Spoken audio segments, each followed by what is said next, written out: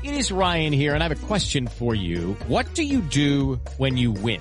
Like, are you a fist pumper, a woohooer, a hand clapper, a high fiver? I kind of like the high five, but if you want to hone in on those winning moves, check out Chumba Casino. At ChumbaCasino.com, choose from hundreds of social casino style games for your chance to redeem serious cash prizes. There are new game releases weekly, plus free daily bonuses. So don't wait. Start having the most fun ever at ChumbaCasino.com. No purchase necessary. VGW Group. Void where prohibited by law. See terms and conditions. 18+.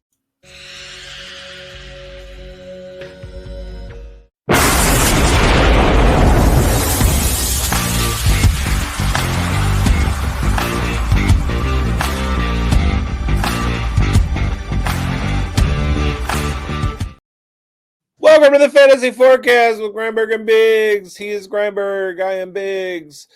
This week, we are here. We're here to talk to you about rookie quarterbacks and running backs. We're fully into draft season, you guys. We're getting ready to go to the draft. Some of us are going to be in Green Bay for the NFL draft. Everybody is waiting with bated breath for who is going to go where in the 2025 NFL rookie draft. And we're going to talk about some guys. We got some rookie rankings that we're going to go over. These are moving every day, and they're going to change again, of course, after the draft is over. We got running backs to kick off, and then we'll get into our quarterbacks. We got some guys to talk to you about spotlighting besides just our rookie ranks. So how you doing, Mike?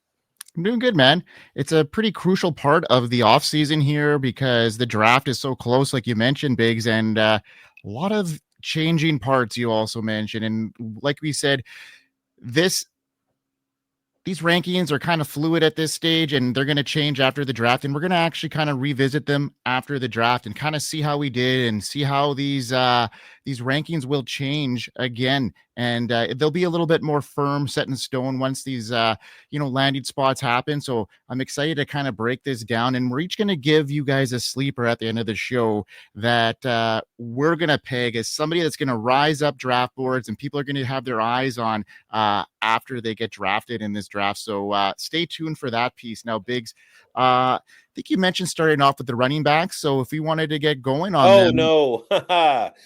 We were supposed to start off with the quarterbacks, but we can do the running backs. I'm here for it. Yeah, so I have my top 5 rookie running backs at the moment. And one of the things about shows like this is that it's not only important to talk about where we have the running backs ranked or the quarterbacks ranked at this moment, but also it's for you, the viewer out there in fantasy land, to start hearing some names and start thinking about some guys that you haven't thought of yet, or that you haven't heard of, or that you haven't considered as high on your rankings board as maybe we might talk about. So let's talk about our top 5 rookie running back rankings. We have pretty much some consensus on a couple of them. But for the most part, I'm looking at number 5, Ollie Gordon. I'm going with Gordon simply because of his performance in 2023, and things can happen. I understand that 2024 wasn't a great year for him, but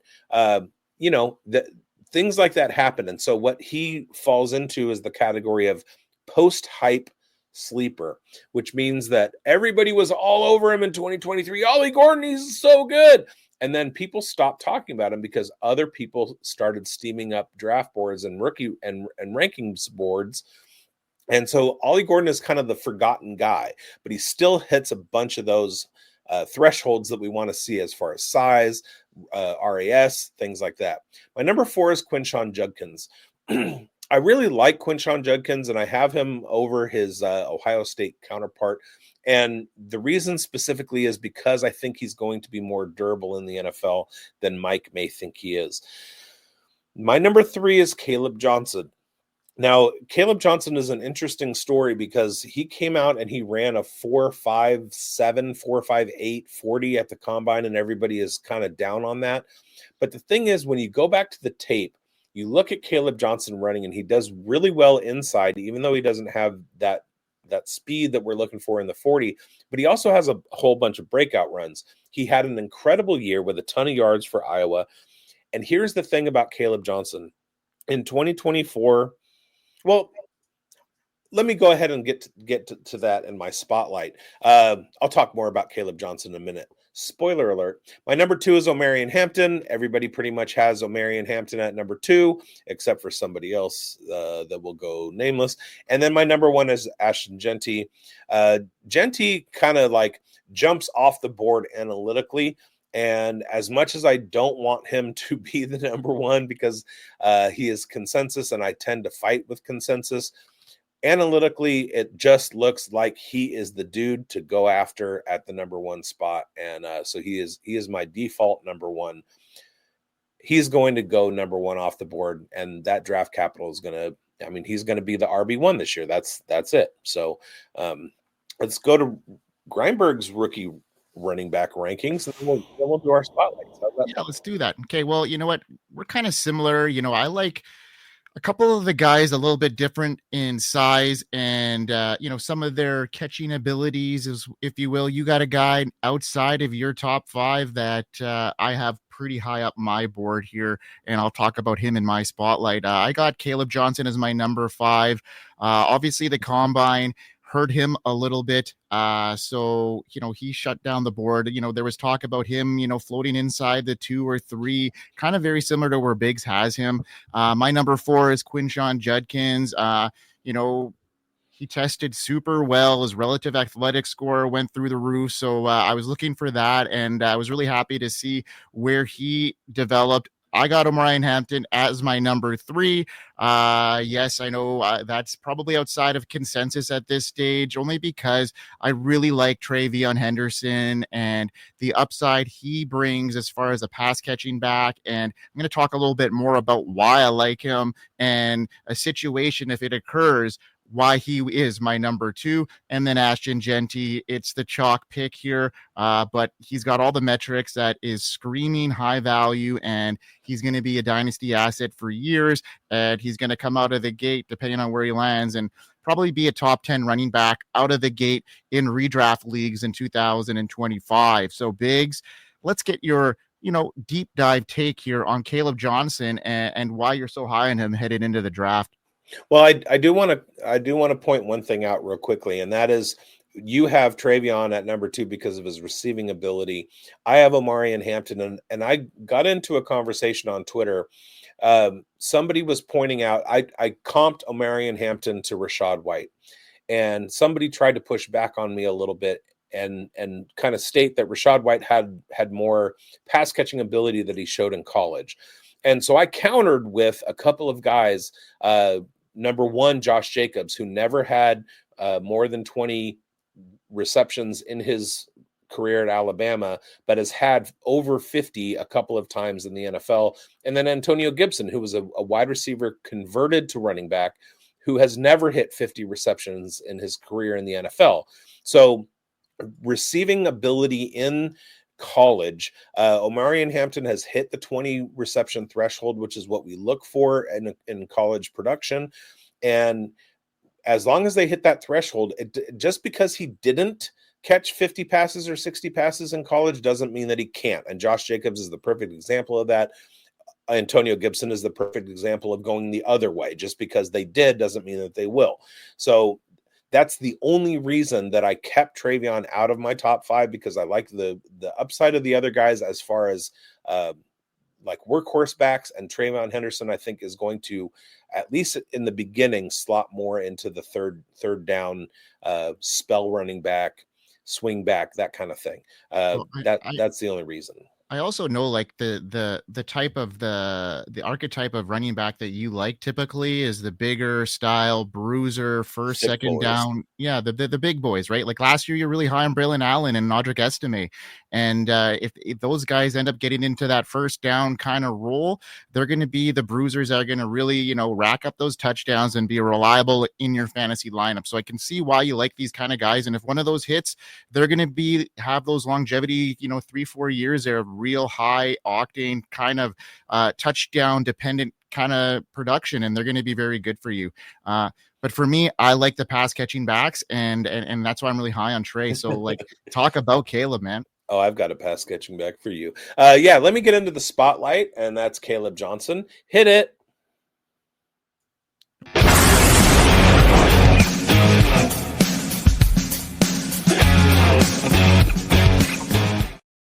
Well, you mentioned that I like thick boys, and or you mentioned bigger backs, and I said thick boys. And Kaleb Johnson is one of those. He's around 6 feet tall. He's 224 pounds is what he weighed in at the combine. So he's a bigger guy. But what I really want to talk about with Kaleb Johnson are two things. Number one is missed tackles. Kaleb Johnson, when we're looking at missed tackles, we want a threshold of at least 18% missed tackle rate. That means that for the number of carries that they had, they forced a missed tackle on 18% of their runs. Average is 24%, and very good is 30+%. Now, Kaleb Johnson doesn't get into the very good area of missed tackles forced, but he is definitely in the average to better than average. So that's one of those thresholds that I wanted him to hit. It shows that he does have some elusiveness, even though he's one of those bigger backs. The thing about that, though, is that in this 2025 rookie class, Kaleb Johnson was the leader in bad box percentage. What that means is he saw more loaded boxes where there are more defenders than blockers than anybody else in this class. Jeanty was second with 54.4 bad boxes seen, and Kaleb Johnson was first in 57.2. So over half the time, these guys are looking at linebacker and defensive line boxes where there are more defenders than there are blockers. Kaleb Johnson managed to have a 1,500-yard rushing season for Iowa, facing the worst box percentage of any running back in the class. That is something that is super, super important to me, and one of the reasons why Kaleb Johnson has moved up my rankings. As far as watching this tape, he looks good. He's a downhill runner. He's definitely a between the tackles runner. But the fact that he faced worse competition or harder competition than just about anybody else in the class and still managed to be an elite producer, that says huge things for me about Kaleb Johnson. That's why he's my spotlight running back. And what do you got? What do you got, Mike? Let's hit it there, Schultzy.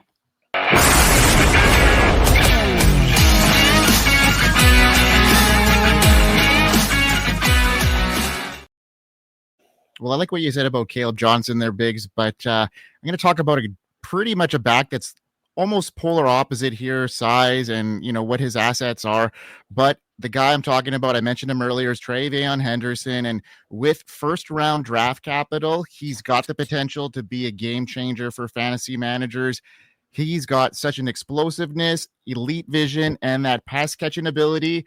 He's a versatile back, and he's good on the ground and through the air, though I don't think he's going to have that workhorse role in the NFL, and I don't think I want him to. I see him very similar trajectory to like Jahmyr Gibbs, if you will. Jahmyr Gibbs light. I'm not expecting that type of production, but I do see a very similar, path to success. The combination of his speed, his vision, his pass-catching prowess gives him the kind of upside that could easily make him a fantasy star in the right setting, and the right setting being maybe the Denver Broncos or the Kansas City Chiefs or even the Washington Commanders, and they're all among the most exciting landing spots for Henderson. And if he hits with one of those teams, I see his value skyrocketing. The Broncos, particularly with a revamp offense, they could unleash Henderson as a dual threat.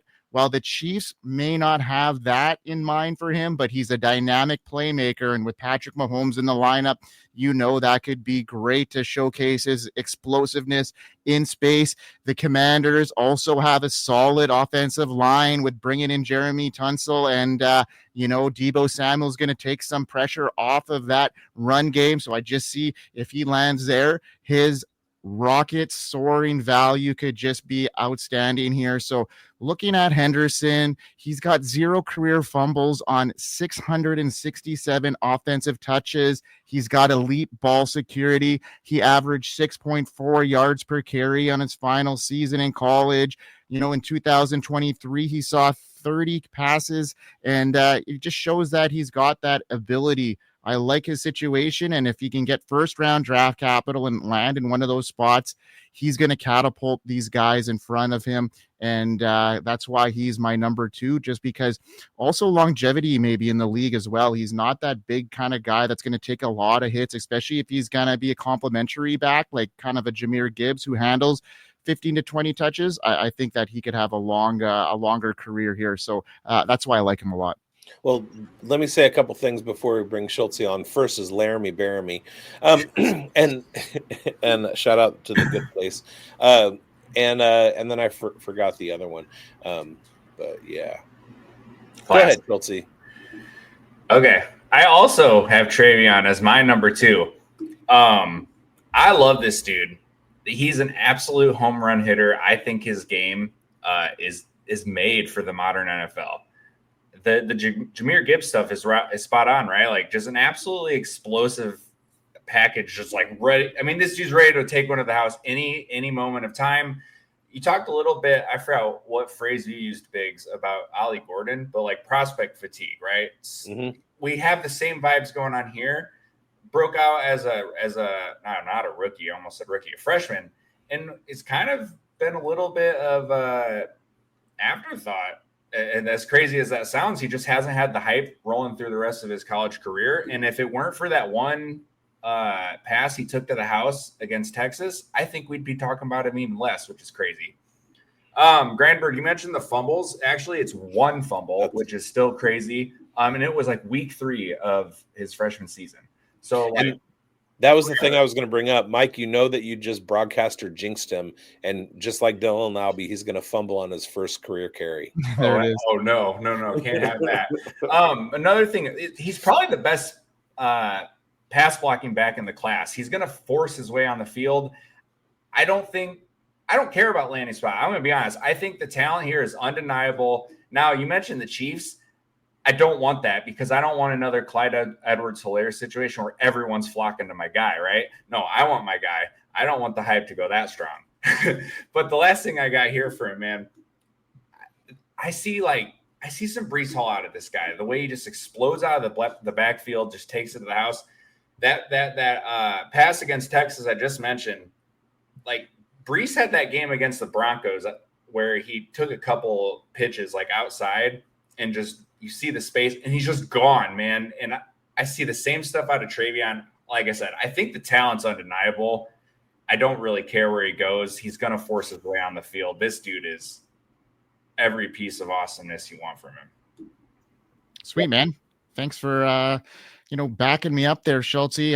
Biggs, let's move on. I think one of the big things is, and this just shows it, how big and deep this running back class is, and that you can have a guy like Travion Henderson, who I have made the claim that last year he could have been RB1 if he had come out. And I still love him, but this second or third tier of running backs from 3 to basically 9 or 10 is a whole lot of moving parts and a whole lot of guys that it's just gonna depend on what the NFL thinks, because it's pretty much the Jeanty and Hampton show in the first round, and then after that, it's like roll the dice. Who we'll have to see what the NFL thinks. But yeah, let's get into the quarterbacks. My top 5 quarterback rankings are pretty much set, and they have been for a while. People who have watched the show know who my number 1 is. My number 5 is Kyle McCord.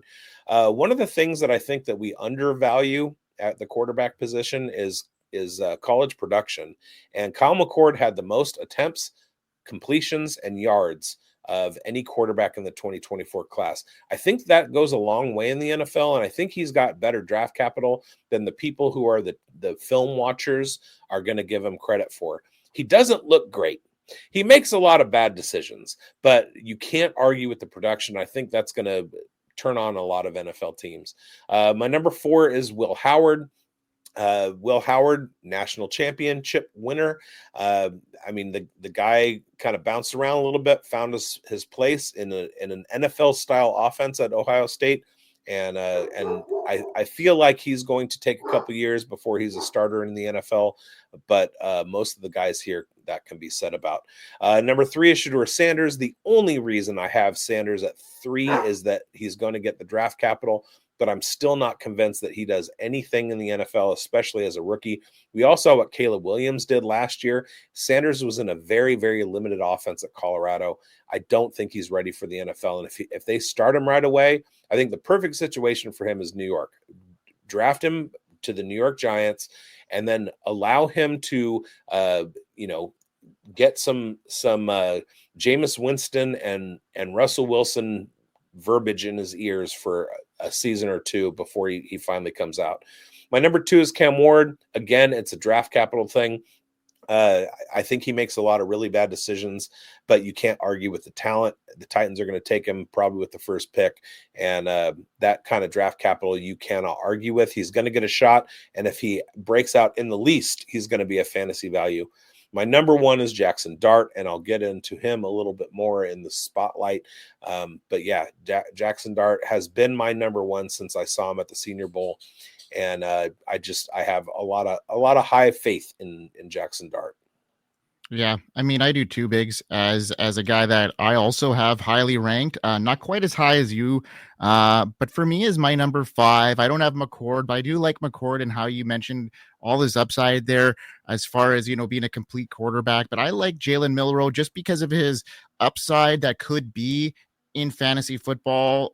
You mentioned McCord being more of an NFL style quarterback ready, where Jalen Milroe maybe not so much, but that rushing upside he presents, and if he's got the opportunity with some draft capital, that's why I have him there. Will Howard, same sentiment with him, and then Shedeur Sanders. I like what you said about getting him some time to incubate under maybe a veteran. I like that call. I don't see that happening with him.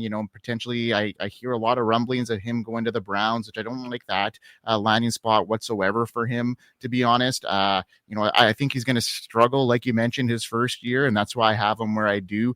And then Jaxson Dart is a guy that I like at my number 2.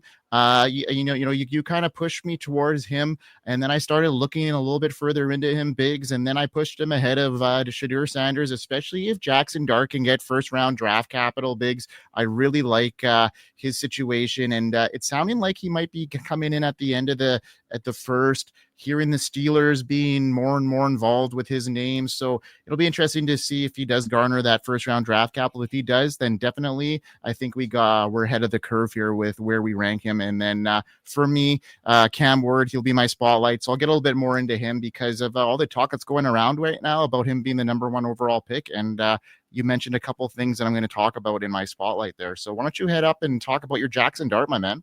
Okay.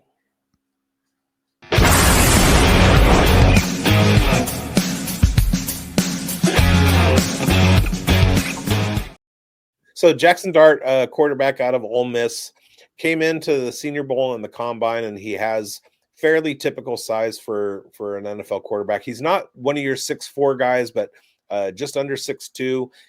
He fits the bill. His 40 time wasn't bad, and that tends to be a nice little marker for quarterbacks. What really impresses me about Jaxson Dart is the film that I've watched. And probably I've said this on the show before, but there were a couple quarterbacks in 2022 that I was kind of turned on to, and that was Michael Penix and Bo Nix.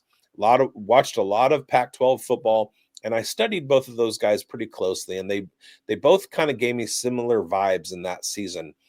Both of them had fairly difficult time with their footwork, their arm angles.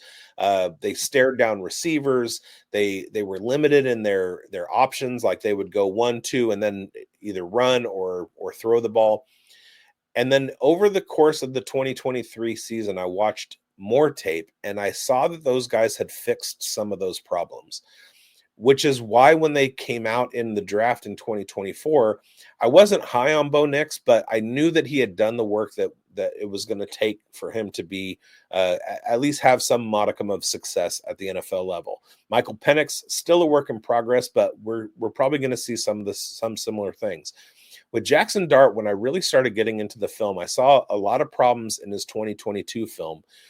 He tended to put all of his maximal effort in his body and his throws. So you would see him, and he wasn't composed. There wasn't a lot of arm action. It was full body action when he was throwing the ball downfield. I didn't like that. It was a lot of excess movement. In his 2024 film, he seemed to clean that up. He stood tall in the pocket. He waited until just before contact from the pass rush before he got rid of the ball. That gives him a little bit more time to read the field. He went through his progressions. He had a lot of different progressions. He had very, very good numbers. In fact, top of the class or top of the NCAA in deep balls. And then you watch him, and he's very good at running an RPO scheme. He's very, very accurate at short and intermediate throws. Everything that he did on film, and including his poise, the brain, when he was being asked questions in his interviews about reading defenses and things like that, the kid has done a ton of work, and I think he's absolutely NFL ready right now, and brings more to the table than the other guys that are in this rookie class. I think that he is a more complete player even at this point. That's not even to mention the fact that he averaged 500 yards rushing in his last 3 years in college, which absolutely puts him in that cheat code level once he gets on the field in the NFL. And that, for that reason, Jaxson Dart is my spotlight QB. I think a lot of people are underselling him, and he's gonna wow some folks. There you have it, folks. All right, Schultze, let's hit it.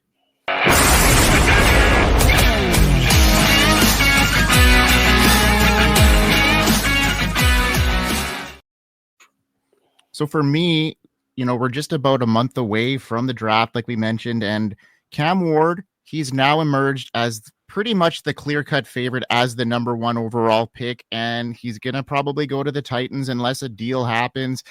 That's a pretty good fit for him to ignite their offense. A few weeks ago, the Titans seemed likely to go in another direction, but Ward's record-breaking 2024 season at Miami, with the combination of his arm strength, his mobility, and playmaking ability, I think he's ready to change the franchise there in a good direction.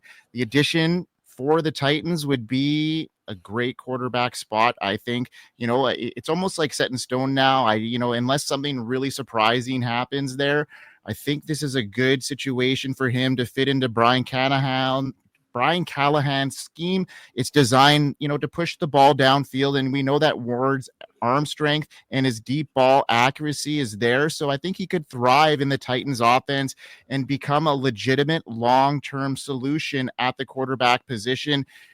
It's looking good for him there, I think. 4,100 passing yards last year, 9.5 yards per attempt, a pretty good 67% completion percentage. And, he was also good on the ground as well with over 300 rushing yards. So I think he's got good value headed into this year, and he could finish as a top 24 quarterback easily in the right situation. And I think the Titans here is the right situation for this rookie, and I think he's going to be set up to thrive here. So good on him, and hopefully he gets there. What do you think about that, bigz? Yeah, I think one of the things is opportunity, and Cam Ward is going to get the opportunity, especially as the first quarterback off the board. He's going to be able to start right away, and that's super, super important. So he's definitely one of the 2 quarterbacks that I would be willing to roster in my dynasty drafts. There you go. All right, so let's talk about a community here, Schultze. Let's get our community buzzing. We are here. FantasySportsAdvice.com, offering the best fantasy sports social media platform. Why join endless Discord communities or the trolls of Reddit? Fantasy Sports Advice is a community designed to help you win with 24/7 support. Go to FantasySportsAdvice.com and become a pro member for unlimited access. Again, go to FantasySportsAdvice.com today. Heck yeah, today, right now, go do it. Go Pause now. This video, go do it, and then come back. All right, let's get into our sleepers, because I have a sleeper for you. Now, unless you are a close follower of mine, you likely have never heard this name before. And my sleeper is a running back, and his name is Larison. Lan is his first name. Larison is his last name. And it's not just his mustache that makes me want to draft him. This kid, and I call him a kid, even though he's probably one of the oldest running backs in the draft class. He had his pro day the other day. Now, he was in the FCS at UC Davis, which is my hometown school. So I was an early adopter. I saw him in 2023, and he put together some games that made my eyes pop. And then even did better in 2024. He had 1,465 yards rushing and over 800 yards receiving. Like, the guy runs routes. He's got great hands. If you watch the film, he's hurdling over guys. He's making one-handed catches all over the field. He's just an athletic marvel. He's 6 foot tall, 215 pounds. Let me get into some of these pro day numbers. All right. So first of all, he wasn't able to compete at the Shrine Bowl or the Senior Bowl because he sprained his ankle, and he had what's called tightrope surgery, where they do a non-invasive ligament repair in the ankle for a high ankle sprain.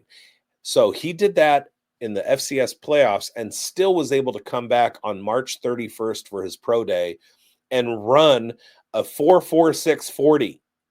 He ran a 4.46 40. All right. That was faster than Omarion Hampton. That was faster than a whole bunch of guys in the draft. But you watch the show and you know how little I value the 40 among running backs. That's one of the reasons I have Kaleb Johnson so high. All right. Larison put up 21 reps on the bench press. If he was at the combine, that would have been second. What do we look for in value add to running backs? We want somebody who's a pass blocker. He can stay in there, and he's one of the strongest running backs in the class. On top of that, his 40 time was faster than Omarion Hampton and Raheem Sanders, who everybody went, ooh, he ran faster than we thought he was going to. His vertical jump was more than Taj Brooks, Trevor Etienne, and Dylan Sampson. Dylan Sampson is a mighty mouse. Larison is 6 feet, 215 pounds, and his vert was higher than Dylan Sampson's. Then you look at the broad jump, 10-foot broad jump. That was farther than Taj Brooks and Ollie Gordon. He had a 4.18 shuttle time. That shuttle time would have been second at the combine. Now, looking at Sumer Sports, which I've talked about on this show before, after age and weight, the three biggest correlated metrics for NFL production are 3-cone drill, shuttle, and broad jump. We just talked about some guys who are very highly ranked in this draft that his shuttle time and broad jump beat those guys. He has an RAS of 9.64. Okay. That's huge, especially at his size. And that would rank him. I lost it. That would rank him 5th in this draft class behind Quinshon Judkins, Raheem Sanders, DJ Giddens, and Donovan Edwards. His relative athletic score was higher than Omarion Hampton, Trevion Henderson, Damian Martinez, Bashal Tootin, Marcus Yarns, Devin Neal, RJ Harvey, Taj Brooks, Ollie Gordon, Jarquez Hunter, Trevor Etienne, Jaquindon Jackson, Woody Marks, Brashard Smith, Jordan James. This dude, his film pops, his production numbers popped. The only red flag, well, there's two. The only two red flags. A, he came out of the FCS. B, he's 24 years old. Now, he was a converted quarterback, so that's one of the reasons why it took him a little bit longer in his college career to break out. But he did have fantastic final 2 years at UC Davis. It was against FCS competition, but we've seen FCS guys succeed in the NFL.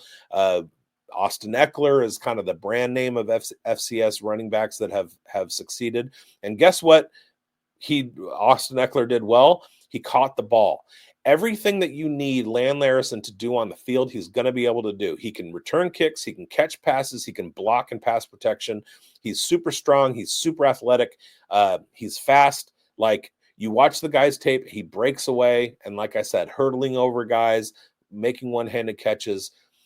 The NFL is keen on him. He's already had 30 visits because NFL teams get a chance to visit with 30 players. He's been invited to visit with the Saints and the Detroit Lions. The Detroit Lions are in on him, and the Saints were at his pro day. So he's had meetings with teams. He's been working with scouting scouting programs and agents since the season's been over, Larison is a name that you need to know. He's going to be a huge late round, 4th, 5th round draft pick in your Dynasty rookie drafts. Snatch him up. Make sure that you roster him in best ball, because if this dude gets on the field, he's absolutely going to smash, and I'm here for it. All right. You love that Larison, man, and I'm excited to see how he does here, because I haven't seen much tape on him, to be honest, so I'm looking forward to seeing him come out here. All right. I'm going to talk about a guy that, he's steamed up a lot of boards already, and he's just outside of my top 5. He's sitting at number 6, and that's why I'm talking about him, because I could see him pop in there with the right situation. If he gets day 2 draft capital, I'm looking at RJ Harvey leaping up into my rankings into the top 5 because of a couple things. That combine was really good for him. He showed his speed, his explosiveness, his overall physicality. That made him a highly attractive prospect. And now you add that college production and his versatility. You have a running back who contribute immediately at the next level. The size combination of speed and the agility, it makes him a difference maker in the backfield. So, he posted a 4.4 40-yard dash at the combine. That was 4th among all running backs. He finished in the top 10 in the vertical and broad jump, showcasing his powerful agility. And in 2024, he had 54 explosive runs and averaged an impressive 6.8 yards per carry. His top end speed was 23 miles per hour, ranking him 5th among the running backs. So he's got that explosiveness and the college production to add to it. In 2023, it included 1,400 rushing yards and 16 touchdowns. It made him one of the most dynamic offensive players in college football. So I'm looking for his draft capital to land in, day 2. And if he does that, I have him firmly, probably getting into the top 5, depending on where some of these other guys land. But he could be a guy that, with the right situation, could really, really steamroll up here and no longer become a sleeper, because he's less of a sleeper now, but he's coming out of the shell because of a lot of people getting on him right now. I'm sorry that I picked a guy whose RAS was better than RJ Harvey's. I didn't mean to do that, because I want people to be in on your guy too. It's okay. Yeah. People are going to be on my guy just fine. They're going to be a lot of RJ Harvey truthers out there, and I'm here for it because I'm one of them. Let's go. Yeah. So we got a rookie guide coming out just about a week after the draft. So folks, we're talking about this NFL draft, and it's approaching, and there's a lot of awesome stuff happening through the Fantasy Sports Advice Network, like our live show happening straight out of Nashville, potentially having some live coverage from the draft. Straight out of Nashville. The draft is in Green Bay, though. Yeah, but we're having a live event in Nashville, FSAN, and then we're also going to be doing some live stuff at the draft, hopefully, as well. So a lot going on, and then the rookie guide. I didn't know about this Nashville thing. Yeah, it's coming down the pipeline, man. It's going well. And the rookie guide is going to hopefully be released 3 or 4 days after the draft. Once we update all the landing spots and everything like that. Biggs, you want to kind of talk a little bit more about it and send us off like you always do so well? Watch for the rookie guide. Bye. Bye.